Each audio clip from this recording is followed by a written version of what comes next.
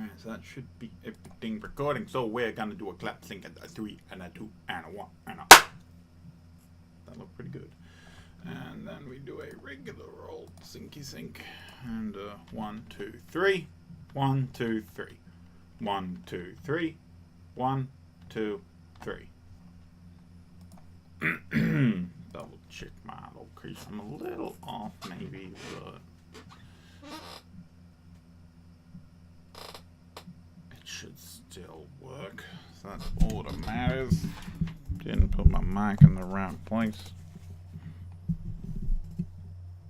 That'll fucking work. It'll do. It will do. That'll do, pig. That'll do.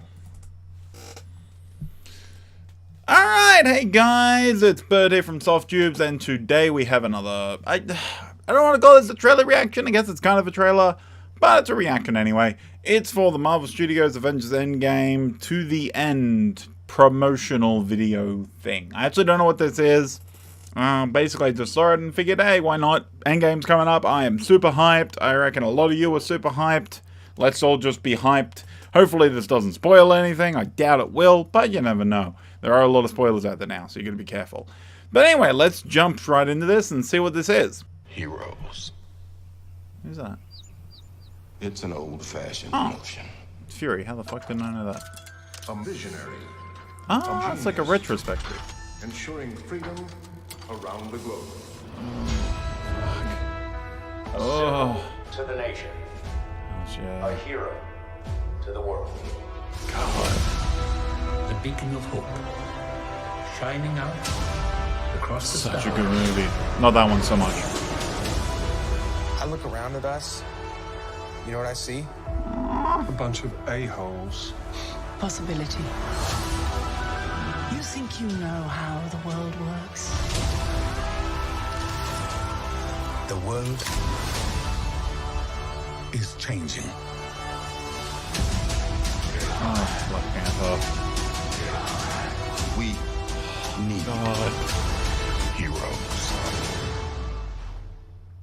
Yes. Oh, that moment. Yes.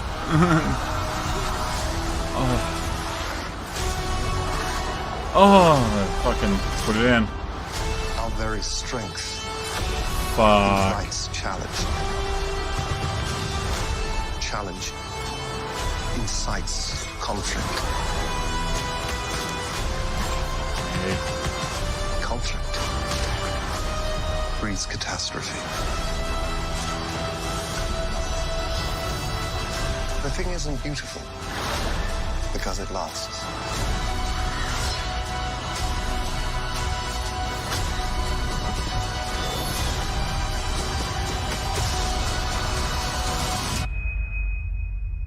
We're in the endgame now.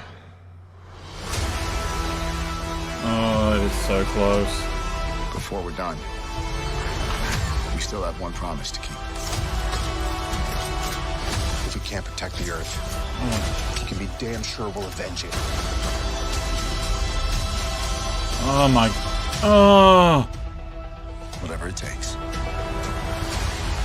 That actually was stuff that was new in there.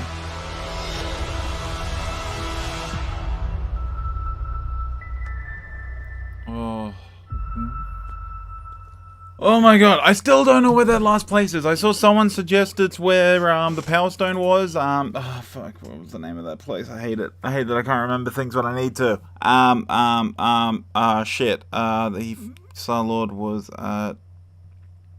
crap, I just read the Thanos book and they talk about it as well. God damn it. Oh god, he found it. He was on, M? Starts with M? Pretty sure it starts with M. I can't remember where it is, but I don't think it's that planet, because that planet was like ancient-ish ruins. It's gonna come to me freaking later after this video's over. But yeah, it was like ancient-ish ruins. It wasn't like that. Looks like fresh ruins, even if it's not. Like it kind of looks like Earth, but it might not be. But it looks fresh. So I did see a theory that Thanos comes to Earth and actually attacks them there. Maybe that's part of it. Maybe they plan to go after him and then he turns up and does something. Or he turns up and does something so they go after him. I don't know. I mean, again, I don't really want to. put too much like into what I think is gonna happen. Because I feel like especially it can be cool to predict something in a movie like this, but then I feel like just letting stuff happen and being surprised is cool as well. Like, you don't have to try to prove how clever you are. And it is always that funny thing where, I mean, good thrillers are really good at this, where and not thrillers, but the good twists, I mean, specifically, where they'll give you the hints of the thing so that you can figure it out. A good twist will work in will be able to do two things. You can both be really surprised when it happens, and then you can also figure it out if you try to put the clues together. Because both of those things give a positive reaction from the person. As long as it's a good, like, there can still be a bad twist, but if it comes as a surprise that's still got a pleasant tinge to it, which might be the wrong word for what I'm looking for, because it can be negative, but you can still, and it still makes sense to your brain and everything, then that's a positive thing. You're like, oh crap, I didn't see that coming, that's really cool. On the other side of that, if they can put it together beforehand, it creates this, like, I'm forgetting the term what I'm looking for, but it basically creates this little process in your brain that when you realize that you made it, it makes you feel good. It's that thing of proving someone wrong. It's the same thing of, like, you just get this kind of, like, real, like, interaction of chemicals and stuff that release of, like, oh, I knew the thing that was going to happen. And you feel really clever about it, even though you were given everything you needed to. You didn't magically think up this thing. Every theory out there, no matter how close they are, no matter how stupid they are, no matter what, they're all based on evidence that's given. Just because you happen to have the correct theory doesn't make you better or worse than anyone else. You just happen to get the right clues in the right order. Because you could have also, and odds are you did come up with a bunch of theories that were also incorrect. Or not your entire theory was correct. I mean, story making is all about taking events, things, and putting them in a logical sequence. That's how stories work. There has to be a logical sequence to them, otherwise our brains don't process it the right way. It's why our brains are designed to look for narrative structure. They're basically designed to do that. It's why conspiracy theories are such a big thing, because we're trying to apply a logic to illogical things. Still that's kind of the wrong term, but basically stuff just happens, but our brains don't like to think about it as just stuff happens. So we try to apply a logic to that. We try to, whatever our personal, and it works for everything, no matter what your personal philosophy is, you will apply a logic that gives you a narrative structure. Even nihilists who will argue till they're blue in the face that, no, I don't follow any of that, I just believe in it. That's still a narrative. Your nihilism is still part of a narrative that you have constructed. Your narrative is that there is no meaning, and that ultimately the goal of the universe is to go to nothingness, or some variation of that depending on how far with it you go. You create a narrative structure for your reality. And everyone does that. Everyone is the hero of their own story, essentially. And so, yeah, it's not like all you do when you watch movies is you apply that again. You apply trying to find structure. Bad movies tend to be ones that defy structure. Part of the reason Last Jedi was received so badly isn't necessarily that it does things wrong, but that it defies the natural narrative structure that people come to expect of that particular set of rules. So when people go and looking at stuff at Endgame, they're coming up with a narrative structure and putting it together. Some of them might be right. They might get the right things. But some may not, and even if they get it wrong, that doesn't mean that they were wrong for putting the things together in a certain way, because they've only been given so much. We've only been given certain information, so it's not likely that you're absolutely going to get it perfect. And even if you do, there's a lot of random chance in that. But that's kind of I might do a more video on that at some point once I work out the structure for my analysis, because that's actually an interesting topic to go further in. I kind of went a bit far with it just then. But basically of this wasn't really a trailer. It was just a little retrospective apparently, with a few little clips and stuff, extra things leading up to this is the narrative of, again, leading on that, the narrative of the MCU from Iron Man up until now. This is the narrative of this universe, structured around all these things. And it's really cool to see, like, go back for the history. It's really cool to see that they put Incredible Hulk there, because I can't remember what it was. There was like a featurette before they did the MCU marathons. It wasn't really marathons, but it was like the 10-year special rescreenings when Infinity War came out, or after. Might have been after Infinity War came out. But I went and saw a few of them, and they had this little featurette that played before them. And it was Kevin Feige and a few different people talking about it. But Feige would talk about how many films there were, and I can't remember what his number was. But I remember noticing that he was missing one, and I believe that was Incredible Hulk. Or he wasn't counting, say, like something that hadn't actually been out yet as possible. But it seemed like for a long time, like they were not counting Incredible Hulk as part of their universe. But it was in here. Clearly, they are still going, yes, it is there. They don't talk about it very much because there was a lot that had to change after it. But it's still there. And it's amazing. Like, I love watching this because there is not a single character in any of these films except for Spider-Man. I will give you Spider-Man.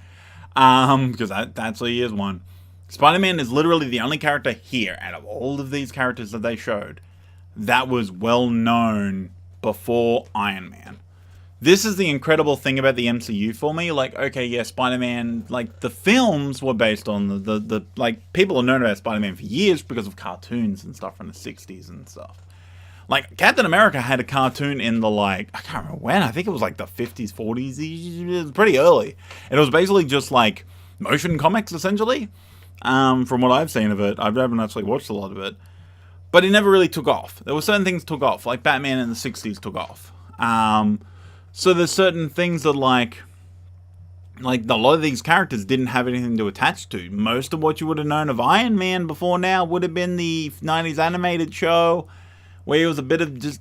He was comic book Tony, so he's just a dick the entire time. He wasn't very charming. Sharp phone. And even then, like, you might only know that because it crossed over with the X-Men and the Spider-Man cartoons, which were the two franchises that really took off in terms of blockbuster movies. Blade was the first for Marvel, really. But X-Men and Spider-Man really went to that next level. And so they're the characters people know. Iron Man was basically an unknown to most people.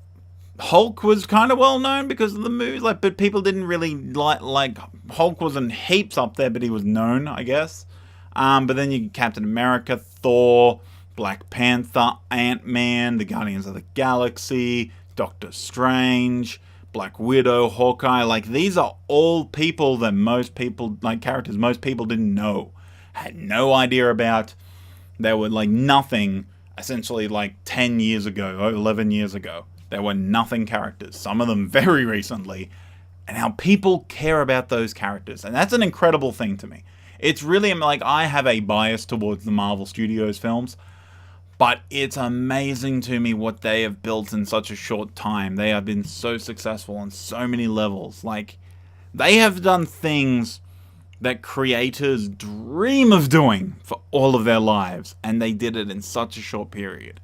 And technically, Iron Man was basically an indie film. It didn't have big blockbuster studios behind it. It didn't have Disney back then. They didn't have anyone else behind them. They basically funded that film themselves, and what they've built from that is incredible. And we're all going to see it, like, we're going to see it culminate in Endgame, and I am so damn keen. Next Wednesday night cannot come soon enough. I am super fucking keen. But anyway, thanks guys for watching. Let me know what you guys think of this little, like, retrospective. I don't know if there's much you can really add to the conversation here, but if you have something, let me know. Even if, like, you feel like, oh, no, I don't know if I'm really, like, adding anything, like, still let me, like, it's cool to have these conversations, I feel. And it'd be really interesting to see if, like, where the hype levels are for people and things like that. I'd be pretty keen to see that. And if you like this video, you leave a like, and you could leave a dislike if you didn't like it. You know, balance and all things. And yeah, make sure you hit that subscribe button if you're new. And if you want to make sure you know when every new video comes up, you hit that little bell and it'll send you reminders and stuff. But anyway, thanks for watching, guys, and I will see you in the next video. Oh my god. Even if Oh. there's a small chance, we owe this to everyone who's not in this room to try. Come on, Hawkeye. Oh my god.